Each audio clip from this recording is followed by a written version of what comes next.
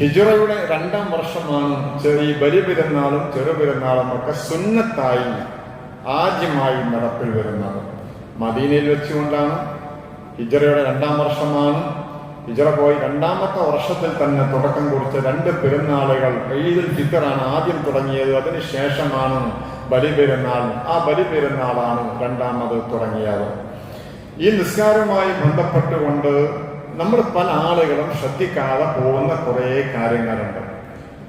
എങ്ങനെയാണ് പെരുന്നാൾ നിസ്കാരം നിർവഹിക്കേണ്ടത് എന്ന് ഒരാളോട് ചോദിച്ചാൽ അയാൾക്കത് അറിയില്ല എന്നുള്ളതാണ് സത്യം.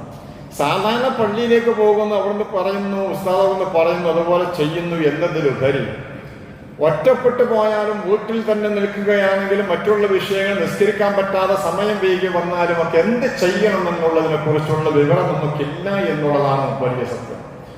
നമുക്കതൊക്കെ പഠിക്കണം. നമ്മൾ എങ്ങനെയാണ് ചെറുപെരുന്നാൾ നിസ്കരിക്കേണ്ടത്, എങ്ങനെയാണ് ബലിപെരുന്നാൾ നിസ്കരിക്കേണ്ടത്, ഇതൊക്കെ എങ്ങനെ, അതിന്റെ കർമ്മങ്ങൾ എന്തൊക്കെയാണ്, ഏതൊക്കെയാണ് അതിന്റെ അഭിവാജ്യ ഘടകങ്ങൾ, ഏതെല്ലാം ഒഴിവാക്കിയാൽ അത് ശരിയാവും, ഏതെല്ലാം ചെയ്തിട്ടില്ലെങ്കിൽ അത് ശരിയാവൂല എന്നുള്ള കാര്യങ്ങളൊക്കെ നമ്മൾ മനസ്സിലാക്കണം.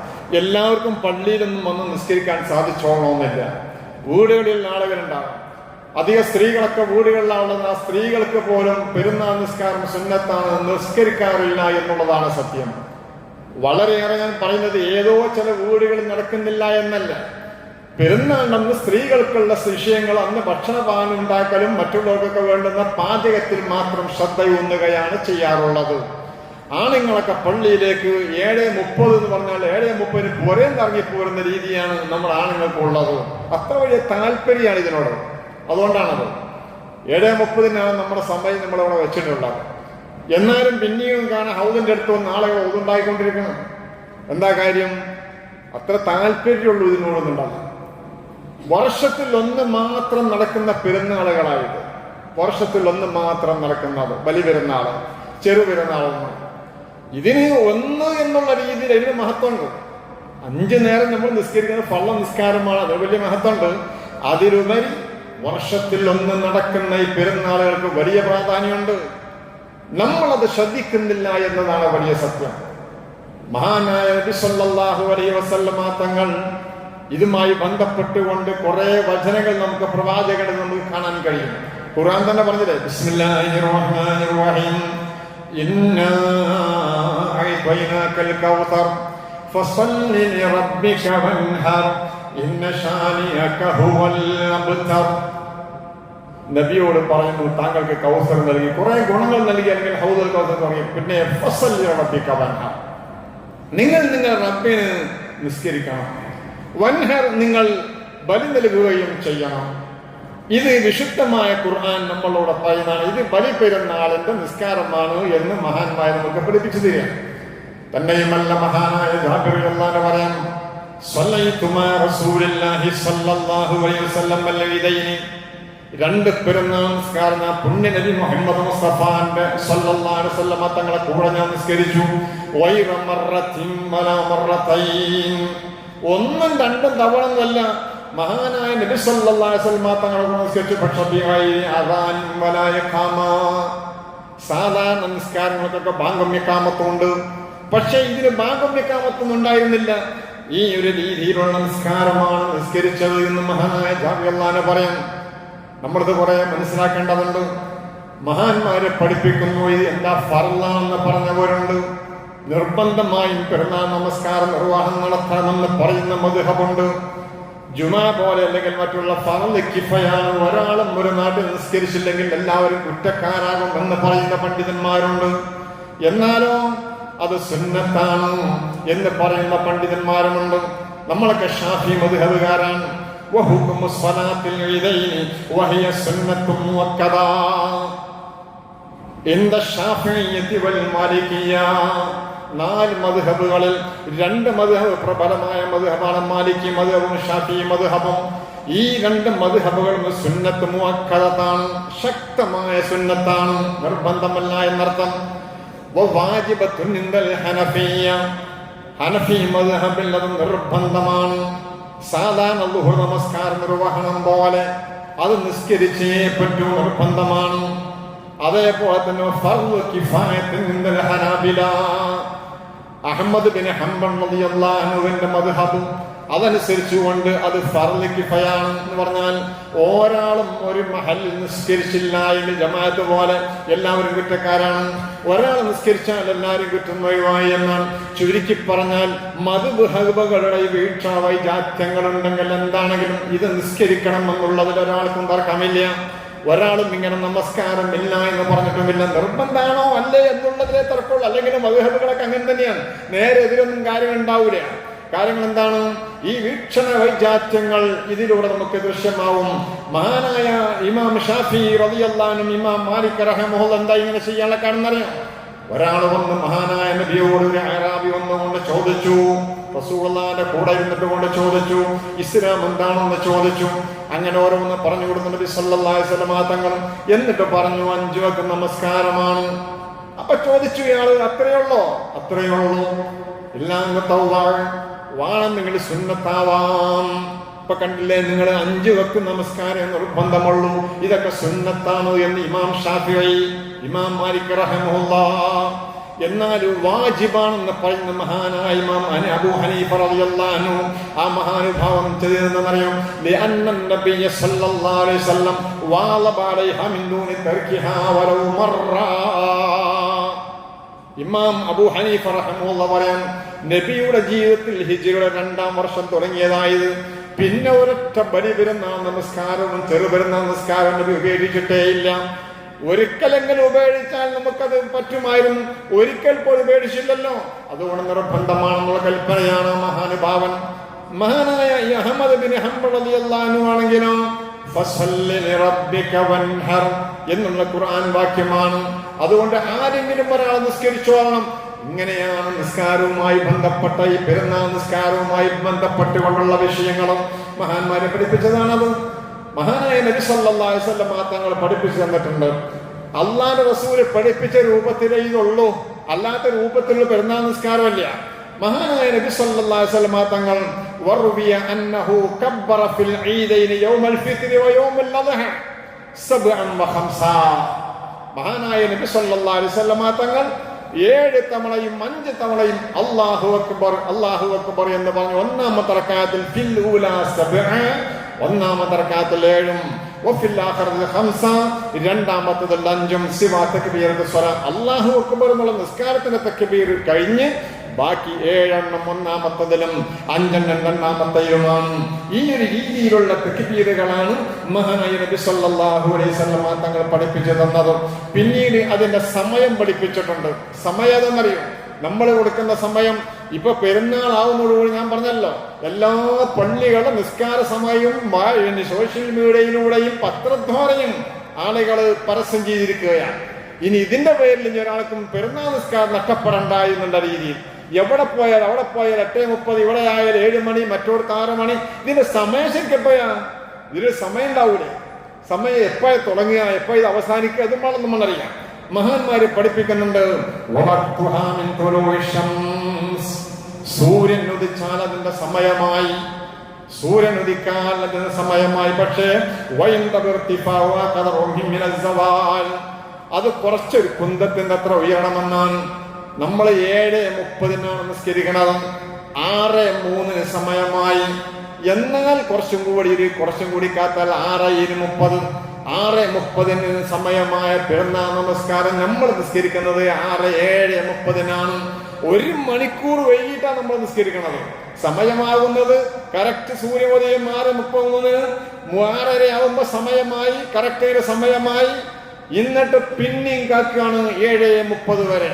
എന്നിട്ടും നമുക്കതിൽ പങ്കെടുക്കാൻ വൈമനസ്യം കാണിക്കുന്നത് ഇതിനോട് ചെയ്യുന്ന ഏറ്റവും വലിയ മോശമായ പ്രതികരണമാണ് നമ്മൾ മനസ്സിലാക്കണം. മഹാനായ നബി സല്ലല്ലാഹു അലൈഹി വസല്ലം തങ്ങൾ പഠിപ്പിച്ച സമയം ഇതാണ്. ഈ ഒരു രീതിയിലാണ് അത് ചെയ്യേണ്ടത്. എവിടെയാണ് ചെയ്യേണ്ടത്? ചില ആളുകൾ ഈദ്ഗാഹിലേക്ക് പോകും, ചില ആളുകൾ പള്ളിയിലേക്ക് പോകും. ഇങ്ങനെ കണ്ട് അങ്ങനെയാണ് സാധാരണ എവിടെ ചെയ്യേണ്ടത്? മഹാന്മാര് പഠിപ്പിക്കുന്നുണ്ട്. പള്ളിയിലാണ് പെരുന്നാൾ നിസ്കാരങ്ങളൊക്കെ നിസ്കരിക്കാൻ, എല്ലാ നിസ്കാരങ്ങളെയും പോലെ തന്നെ. എപ്പോ? അന്നത്തെ കാലത്ത് ചെറിയ പള്ളികളാണ്.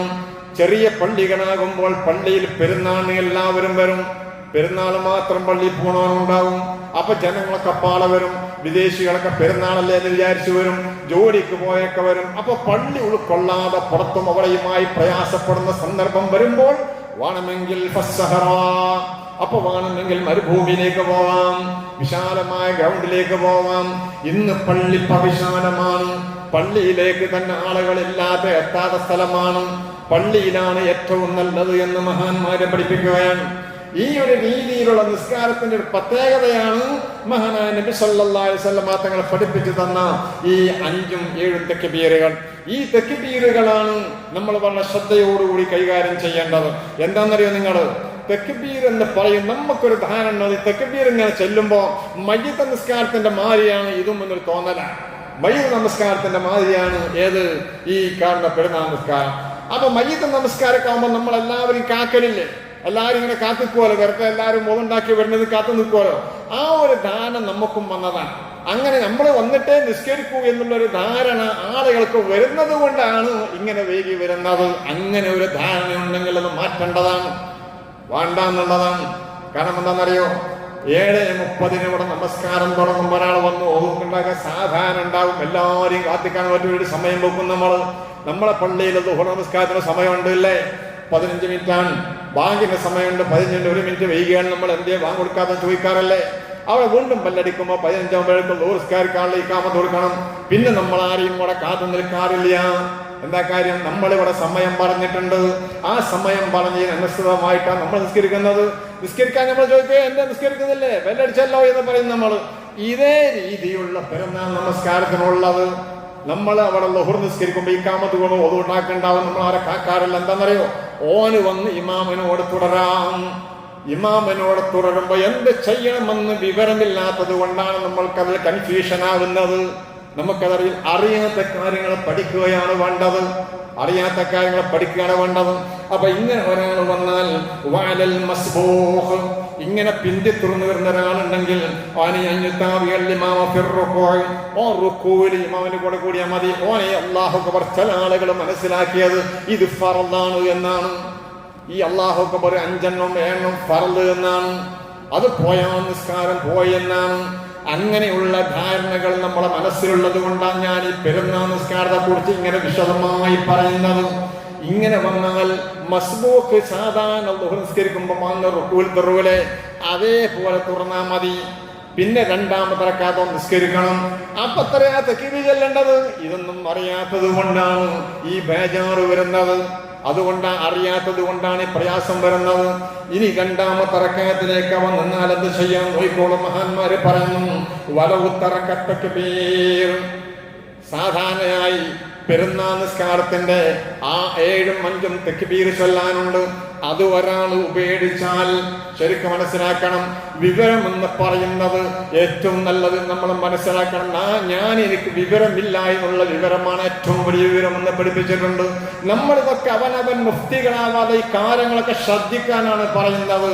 ഇങ്ങനെ ഒരാൾ ഉപേക്ഷിച്ചാൽ, അധിക സ്ഥലങ്ങൾ ഉപേക്ഷിക്കാറുണ്ട് പലപ്പോഴൊക്കെ. അങ്ങനെ ഉപേക്ഷിച്ചാൽ അല്ലെങ്കിൽ 7 ഒരാൾ 8 മാറ്റി മറന്നുകാണ്ടോ സഹുവൻ മനഃപൂർവമാവാം. ഒരാൾ വന്നിട്ട് സമയമൊന്നുമില്ല, ഞാൻ പെട്ടെന്ന് നിസ്കരിക്കാൻ തക്ബീർ ചൊല്ലാതെ ഫാത്തിഹ കൂടെ തുടങ്ങി. എന്നാലോ ഒരു സംഭവം, ഒരു കുഴപ്പവും അതിന് സംഭവിക്കൂല എന്നുള്ളതാണ്. എന്നാലോ അത് നഷ്ടപ്പെട്ടു. ഇനി അയിമ നോക്കേണ്ട ആവശ്യമില്ല. നിസ്കാരത്തിന് തകരാറില്ല. ഫാത്തിഹ തുടങ്ങാം.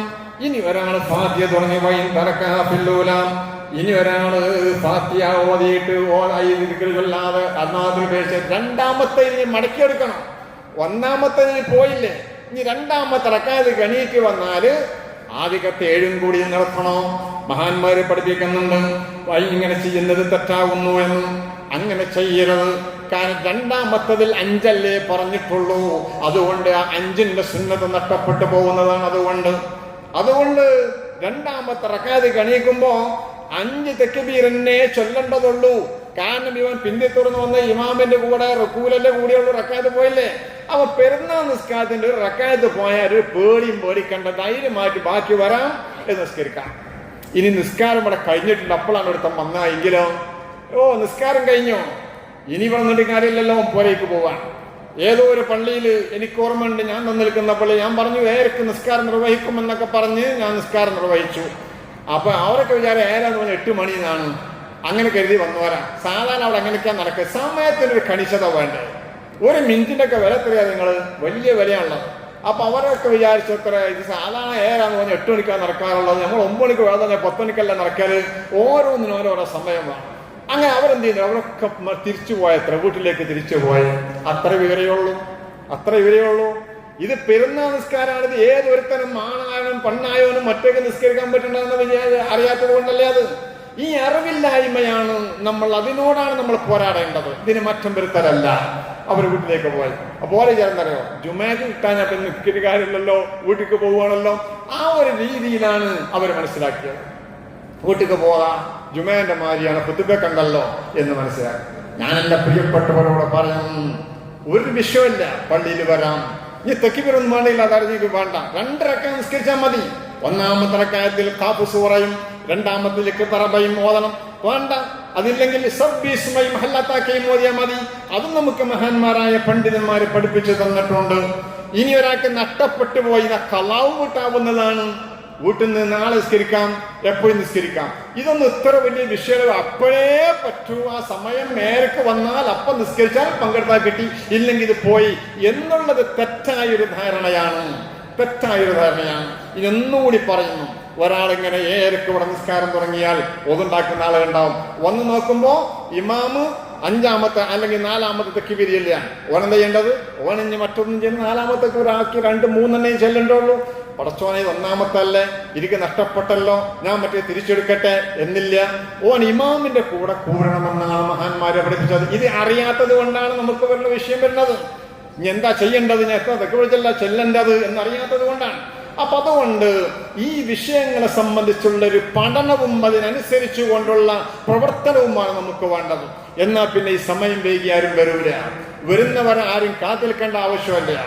6:30 സമയമായ ഒരു സമയത്തിന്റെ നിസ്കാരം 1 മണിക്കൂർ വൈകിയിട്ട് പിന്നെയും ളുഹറിന് ബാങ്ക് കൊടുത്താൽ പിന്നെ 1 മണിക്കൂർ വൈകുന്നത് പോലെ ഇതിനും വൈകുകയാണ്. എന്നിട്ടും നമുക്ക് പള്ളിക്ക് വരാൻ പറ്റൂലെങ്കിൽ അതൊരു വലിയ ഈ ഇതിനോട് ചെയ്യുന്ന ഏറ്റവും വലിയ മോശമായ പ്രതികരണമല്ലേ. വലിയ നാളൊക്കെ ആകുമ്പോ സ്വാഭാവികമായും അതിനോട് താല്പര്യം കാണിക്കൂലെ. ചെറിയൊരുനാളും വലിയ എന്റെ വാപ്പ പള്ളിക്ക് പോക്കല്ല, പെരുന്നാളിലെന്നൊക്കെ പോകുന്ന ഏതവനും പോണ ദിവസമാണ് പെരുന്നാൾ ദിവസം. അന്നും നമുക്ക് വരാൻ കഴിയില്ല. പിന്നെ എന്ത് താല്പര്യം നമുക്ക് ഇതിനോടൊക്കെ ഉള്ളത്. അപ്പോൾ ഞാൻ പറഞ്ഞു, 7 മണിന്റെ മുമ്പ് ഇവിടെ വന്നിരിക്കുന്ന ആളുകളുണ്ടാവും, പള്ളിയിൽ തെക്കിബീൻ ചൊല്ലിയിരിക്കുന്ന ആളുകളുണ്ടാവും. ഈ ആളുകളൊക്കെ ഏരക്ക് നിസ്കരിക്കാൻ വേണ്ടി കയ്യും കെട്ടി ഇങ്ങനെ തെക്കിബീഞ്ചിൽ ഇരിക്കുന്ന ആളുകളാണ്. പിന്നെയും വരുന്നവരെ കാത്തിരിക്കാൻ ഇവരെ കൊണ്ട് കഴിയില്ല. അവര് ഈ നേരത്തെ സമയമാകുമെന്ന് വിചാരിച്ചുകൊണ്ട് പള്ളിയിലേക്ക് വരുന്ന ആളുകളാണ്, നേരത്തെ വന്ന് തെക്കി വീഴുന്ന ആളുകളാണ്. എന്നിട്ട് പിന്നെ വരുന്നവനെ കാത്തിക്കാൻ വേണ്ടി ഈ പാവങ്ങൾ രാവിലെ ഒന്നും കഴിക്കാതെ വരണം പള്ളിയിൽ നിന്നാണ്. ഒന്നും കഴിക്കാൻ പാടില്ല, സുന്നത്താണത്.